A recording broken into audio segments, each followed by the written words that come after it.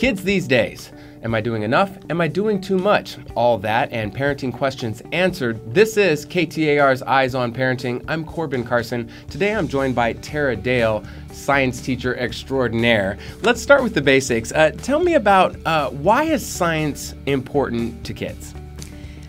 In my classroom and all other science classrooms, the one thing you'll see that's common is science is where we teach kids how to think. It's where your critical thinking happens, and it's where kids become really curious too.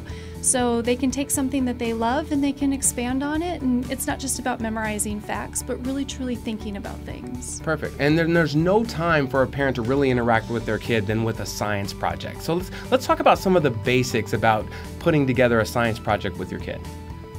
The number one thing you have to focus on is time management. You don't want your children to wait until the very last minute to work on that science project. A lot of the experiments take time, sometimes even weeks. So the very first thing that you should do as a parent is sit down and figure out what project you're going to do and how long will each step take so that you know you meet that deadline.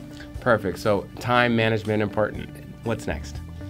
The next thing is find out what your child likes. Find out something they're already interested in, because a science fair project shouldn't be torturous for you. This should be something that kids really get dirty about and that they really enjoy doing. So start with something they already love.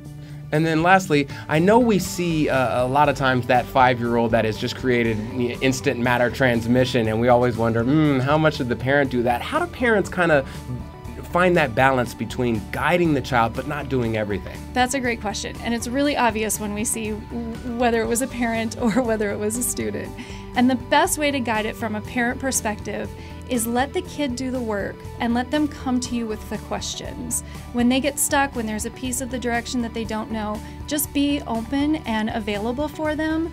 But really, if they have that time management piece, then they're going to know exactly what to do. Perfect. So sometimes parents need to kind of monitor themselves. Well, that's going to do it. That's been KTAR's Eyes on Parenting. I am Corbin Carson, father of 4, 1 in college, 1 in high school, 1 in kindergarten, and 1 in diapers. Chances are I'm facing a question you're facing. So if so, hit me up on Twitter, and maybe your question will be on our next show. I'd like to thank Tara Dale for joining us. See you next time, folks.